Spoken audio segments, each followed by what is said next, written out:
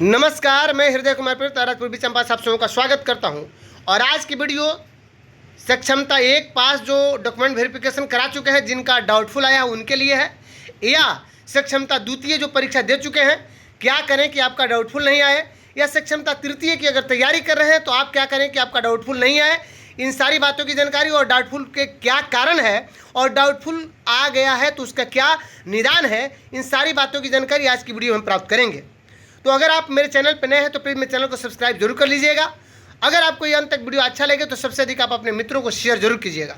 चलिए शुरू करते हैं। जैसे कि ये आप लोग देख रहे हैं कि ये किसी एक बंधु का है, जिनका कार्यालय जिला शिक्षा पदाधिकारी पूर्वी चंपारण, और यहाँ पे सत्यापित प्रमाण पत्रों अभिलेखों दस्तावेजों की स्थिति, यहाँ पे जो डाउनलोडिंग, यहाँ पे काउंसलिंग की तिथि है और लिखा जा रहा है कि पद का नाम, साथ में कैंडिडेट का नाम है, फादर्स नेम है, कैटेगरी है, एप्लीकेशन नंबर है, उनका एड्रेस है, आधार ऑथेंटिकेटेड यानी यस।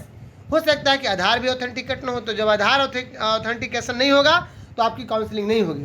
तो सबसे पहले आधार का सही होना चाहिए, यानी आपके मोबाइल नंबर से जुड़ा होना चाहिए।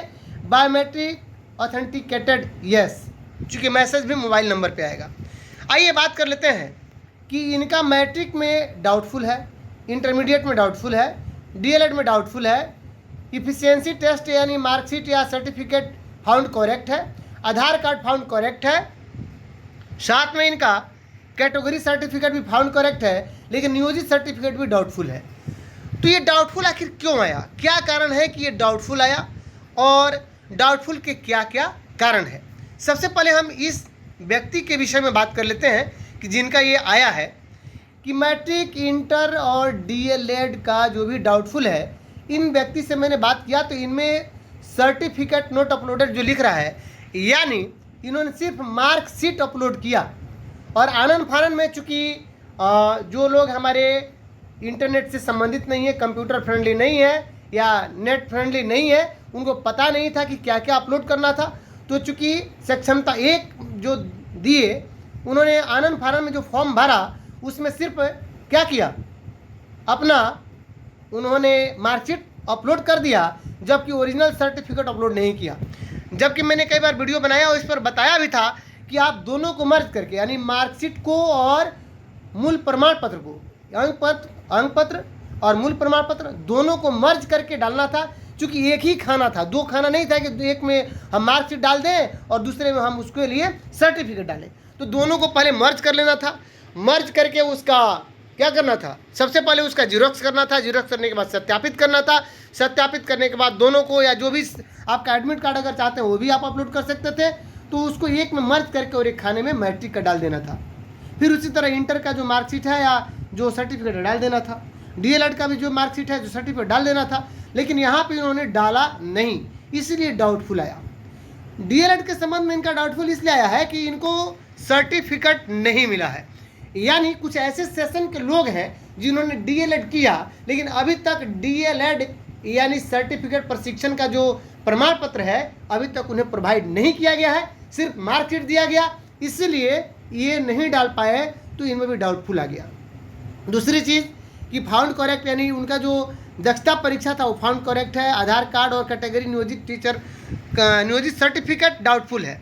अब ये डाउटफुल क्यों आया, इनके पीछे एक रीज़न ये है कि इसमें 2-3 रीजन है।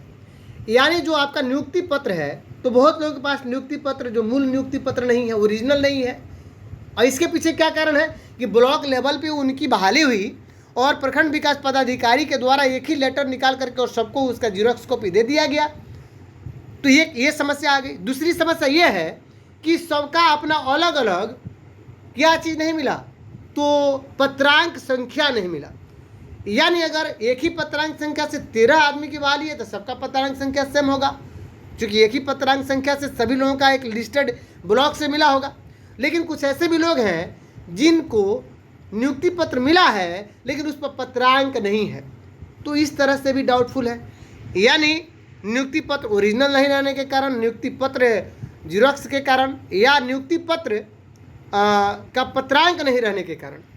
आइए अब आगे बात कर लेते हैं कि डाउटफुल के क्या कारण है, उसका क्या निदान है। एक एक विषय पर हम लोग चर्चा करते जाएंगे कि डाउटफुल। तो सबसे पहले हम बात कर लेते हैं कि जो बिहार सरकार ने अधिसूचना एक जारी किया था, गाइडलाइन जारी किया था कि सक्षमता परीक्षा जो उत्तीर्ण हमारे शिक्षक उनकी काउंसलिंग कैसे होगी और डाउटफुल वे किस के तहत डाउटफुल उनको माना जाएगा। तो जांच के क्रम में 4 स्थितियां उत्पन्न हो सकती हैं। कहा गया था कि वेरिफिकेशन के दौरान प्रमाण पत्र मिलान के पश्चात सही पाया गया हो तो करेक्ट, उसमें कोई दिक्कत नहीं है। लेकिन 2 नंबर देखिए कि वेरिफिकेशन के दौरान प्रमाण पत्र मिलान के पश्चात संदेहास्पद पाया गया हो, यानी डाउटफुल। 3 नंबर है कि वेरिफिकेशन के दौरान प्रमाण पत्र मिलान के पश्चात प्रथम दृष्टया फर्जी पाया गया हो, यानी टोटली फेक हो। तो 2 और 3 में बहुत समस्या है। और चौथा है कि वेरिफिकेशन के दौरान कोई अन्य अभ्यर्थी अपना मूल प्रमाण पत्र प्रस्तुत करने में असमर्थ रहा, तो इस परिस्थिति में क्या होगा।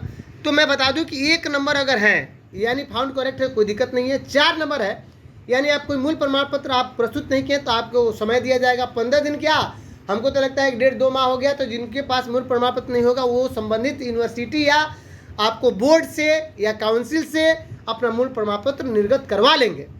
दूसरी बात कि 2 और 3 जो नंबर है कि डाउटफुल या फेक की जो बात है, अगर वास्तव में जो फेक है वे तो फेक पकड़े ही जाएंगे, जो फर्जी हैं। लेकिन अगर वास्तव में आप फर्जी नहीं है और ऐसा लग रहा है क्योंकि आपने कुछ अपलोड नहीं किया या पत्रांक संख्या नहीं है या सब्जेक्ट वाला प्रॉब्लम है, तब उस परिस्थिति में आपको समय दिया जाएगा और आपका रीवेरिफिकेशन होगा। और रीवेरिफिकेशन में सिर्फ वही वेरीफाई होगा जो आपका डाउटफुल होगा। तो डाउटफुल वालों का क्या होगा, तो घबराने की बात नहीं है, आपके लिए एक तिथि जारी की जाएगी और आपका वेरिफिकेशन किया जाएगा। अब ये बात कर लेते हैं कि जो हमारे सक्षमता 1 उत्तीर्ण जो शिक्षक जो डाउटफुल है तो उनके क्या कारण हैं और उनका निदान क्या है। या सक्षमता 2 जो देने वाले हैं वे क्या करें, सॉरी दे चुके हैं, उनका चूंकि रिजल्ट आने वाला है तो वे क्या करें, अभी से कौन सी तैयारी करें, सावधानी बरतें ताकि उनका डाउटफुल नहीं आए।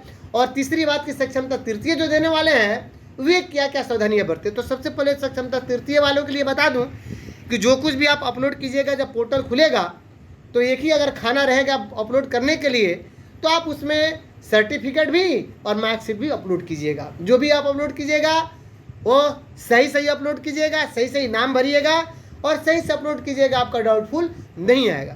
अगर आप सक्षमता तृतीय देने वाले हैं और आपके किसी मैट्रिक, इंटर, BA, MA या दक्षता या किसी भी सर्टिफिकेट में अगर कोई समस्या है तो उसको पहले आप सुधार करवा लीजिए, क्योंकि आपके पास बहुत ज़्यादा समय है।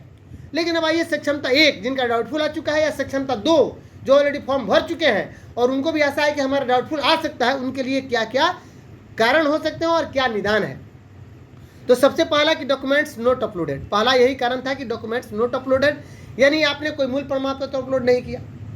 तो जो डाउटफुल के घेरे में है, अगर आप अपलोड नहीं किए हैं तो आपके लिए पुनः पोर्टल खोला जाएगा, आपको समय दिया जाएगा और आप वह प्रमाण पत्र अपलोड कर देंगे। क्योंकि ये टेक्निकली प्रॉब्लम था और आपको पता नहीं था, आपने सिर्फ मार्कशीट अपलोड किया, ओरिजिनल आपके पास था, अपलोड नहीं किया। दूसरा कंडीशन ये हो सकता है कि आपके पास सिर्फ मार्कशीट था, ओरिजिनल नहीं था, जैसे DLED वाले कुछ सेशन के हैं तो वो आप मंगा लीजिए या उस पर बात भी चल रही है। मैंने बहुत सारे DPO से बात भी किया है जिस पर DPO साहब लोगों का कहना है कि ये अंडरस्टूड है, क्योंकि ये विभाग की बात है कि DLED की सर्टिफिकेट उनको नहीं प्रोवाइड की गई है। तो जब प्रोवाइड ही नहीं की गई है तो अपलोड कैसे करेंगे, इसके लिए भी एक चिट्ठी आ जाएगी और एक अलग से दिशा निर्देश आ जाएगा। आइए दक्षता प्रमाण पत्र की बात करते हैं कि दक्षता प्रमाण पत्र में स्पेलिंग अगर मिस्टेक है तो उसके लिए भी सभी DO को आदेशित किया गया है कि आप ले करके और BO फॉरवर्ड करेंगे, और इसमें अपना मूल प्रमाण पत्र मैट्रिक का लगाना है, बाकी सब आधार कार्ड लगाना है और ये सब लगा करके और दक्षता का जो सर्टिफिकेट है वो दे देना है। और लेमिनेट नहीं होना चाहिए, यानी लेमिनेशन नहीं होना चाहिए, उसको उसी पर काट करके हमारे DPO महोदय साइन कर देंगे और उनका जो भी त्रुटि होगा उसको सुधार कर लिया जाएगा। अब आइए मैट्रिक, इंटर, BA, DLED में नाम मिसमैच, अगर नाम में मिसमैच है, चाहे मैट्रिक हो, इंटर हो, BA हो, DLED में नाम में मिसमैच हो, यानी किसी भी सर्टिफिकेट में, चाहे TET, CTET या स्टेट में, तो आप संबंधित बोर्ड या यूनिवर्सिटी या काउंसिल से या जो एग्ज़ाम कंडक्टिंग बॉडी है जो एग्ज़ाम ले रही है वहाँ से आप इस मिसमैच को दूर कराइए, वहाँ एप्लीकेशन दीजिए और अपने प्रमाण पत्र जो भी हो वैध प्रमाण पत्र वहाँ पे दीजिए, प्रस्तुत कीजिए और वहाँ आप क्या कीजिए कि मिसमैच को दूर कराइए। उस पर आप ओवर राइटिंग करा सकते हैं, लेकिन काउंटर साइन होना चाहिए, मुहर लगा होना चाहिए। जैसे मान लीजिए किसी का नाम REEN रीना है और RIN आ गया है तो वहाँ पे उसको काट करके REENA करेंगे, लेकिन उस बोर्ड और काउंसिल का फिर वहाँ पे सिग्नेचर के साथ साथ मुहर होना चाहिए, ताकि ये पता चल सके कि आपने वहाँ जो मिसमैच था उसको सुधार करवाया है, तो उसके प्रमाण भी दिख सके।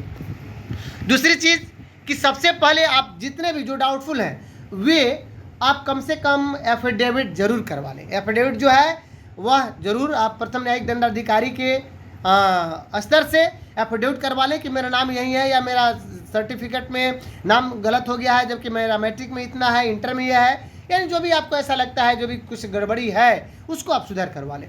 अब ये बात करते हैं कि सब्जेक्ट कम्बिनेशन। अब देखिए सब्जेक्ट कम्बिनेशन वाली जो बात है, तो हमारे जो डाटा एंट्री ऑपरेटर के लोग जो बैठे हुए हैं, जो वहाँ पे डाउटफुल लिख रहे हैं, उनको ये पता नहीं है कि मान लीजिए कि कोई अगर कॉमर्स से है और उसकी बहाली हो चुकी है, और सोशल साइंस में या साइंस से है बीटेड पास कर लिया, उसकी बहाली आर्ट्स में हो गई है, या आर्ट्स से है बीटेड साइंस में पास कर लिया, उसकी बहाली साइंस में हो गई है, तो उनको पता नहीं है कि इसके बारे में विस्तृत दिशा निर्देश ऑलरेडी गाइडलाइन आया था जिसमें उन सबों को वैध ठहराया गया था।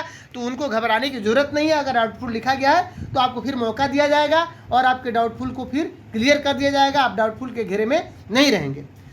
अब बात आ रही थी कि नियुक्ति पत्र का पत्रांक और नियुक्ति पत्र का मूल न होना।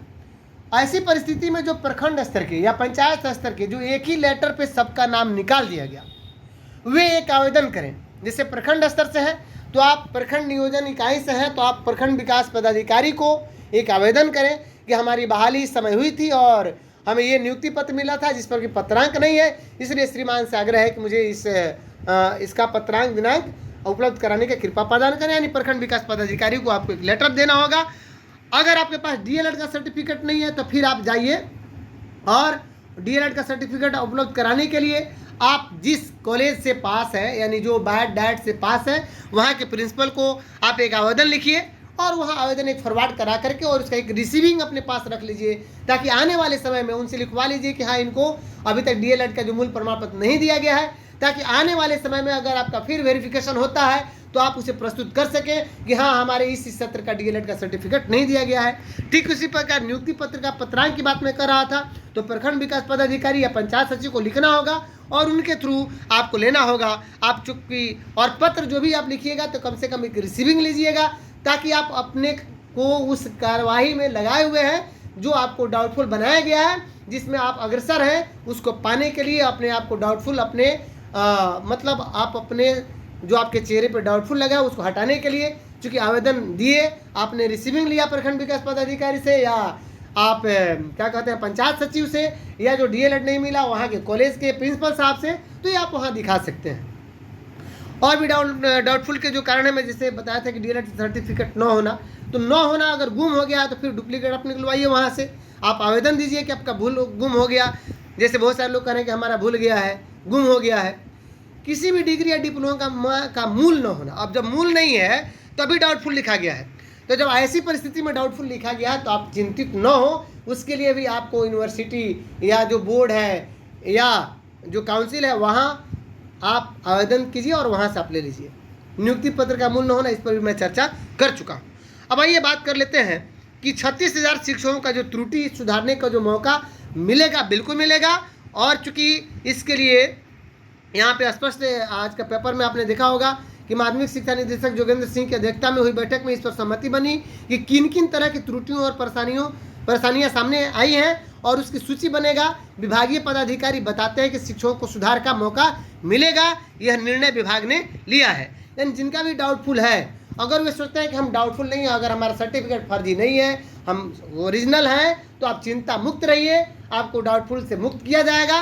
लेकिन मेरे बताए गए सुझावों पर आप अमल कीजिए। जहाँ भी जो भी आपको दिक्कत है वहाँ, चाहे बोर्ड हो, यूनिवर्सिटी हो या काउंसिल हो या सीटेट स्टेट या दक्षता से संबंधित जो भी आपको समस्याएं हैं, उन समस्याओं का निदान के लिए मैंने बताया है। तो अगर ये वीडियो आपको अंत तक अच्छा लगा है तो सबसे अधिक आप इसे शेयर कीजिएगा। अगर आप मेरे चैनल पर नए हैं तो फिर मेरे चैनल को सब्सक्राइब जरूर कर लीजिएगा।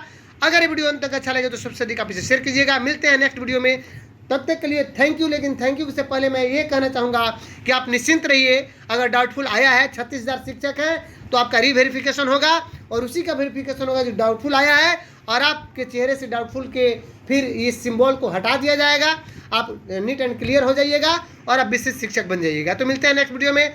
अगर आप मेरे चैनल पर नए हैं तो प्लीज़ मेरे चैनल को सब्सक्राइब जरूर कर लीजिएगा। सबसे अधिक अपने मित्रों को अगर अंत तक ये वीडियो अच्छा लगे तो शेयर कीजिएगा। मिलते हैं नेक्स्ट वीडियो में, तब तक के लिए थैंक यू।